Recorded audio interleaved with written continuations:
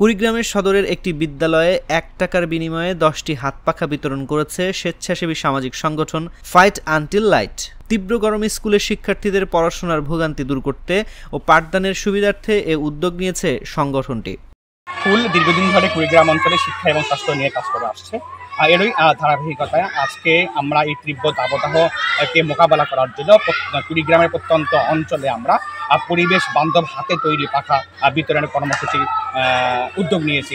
তারই ধারাবাহিকতা আজকে আমরা স্কুলে পাখা বিতরণ করলাম। এই কার্যক্রমটা আমাদের অব্যাহত থাকবে। এর মাধ্যমে আগে যে শিক্ষার্থীরা বই বা খাতা দিয়ে যে তারা বাতাস করছিল, এটা অন্তত তাদের করা লাগবে না আমাদের এই পাখা বিতরণের কারণে। আর এই কার্যক্রমটা আমাদের অব্যাহত। হাত পাখা পেয়ে শিক্ষার্থী আকলিমা খাতুন জাগো নিউজকে বলেন, আমাদের স্কুলে সবসময় বিদ্যুৎ থাকে না, গরমে ক্লাসের বই খাতা দিয়ে বাতাস করতে হয়, এতে বই খাতা নষ্ট হয়ে যায়। এখন হাত পাখা পেলাম, আমাদের আর কষ্ট করতে হবে না।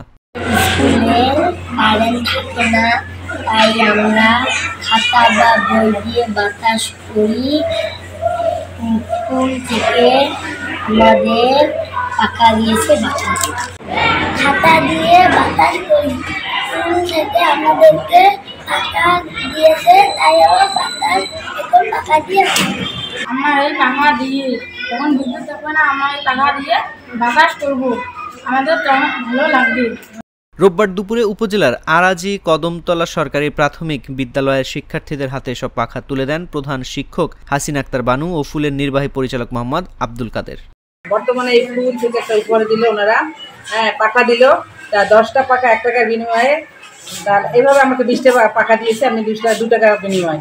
বাচ্চারা কিন্তু এই পাখাটা খুব উপকৃত এবং কিছুটা হলেও বাচ্চারা পাখা যখন কারেন্ট থাকবে না, এই পাখা দিয়ে তারা বাতাস কিছুটা হলে তারা তাপ নির্মাণ করতে পারবে। এটা খুবই একটা ভালো উদ্যোগ, খুব সুন্দর উদ্যোগ। আমার বাচ্চাদের খুব উপকার হলো বা স্কুলের উপকার হলো।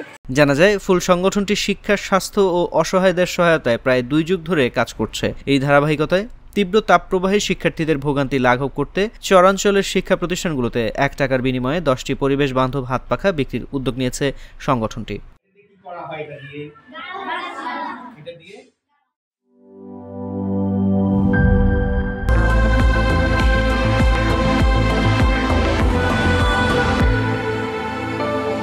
Hurley, be a show stealer.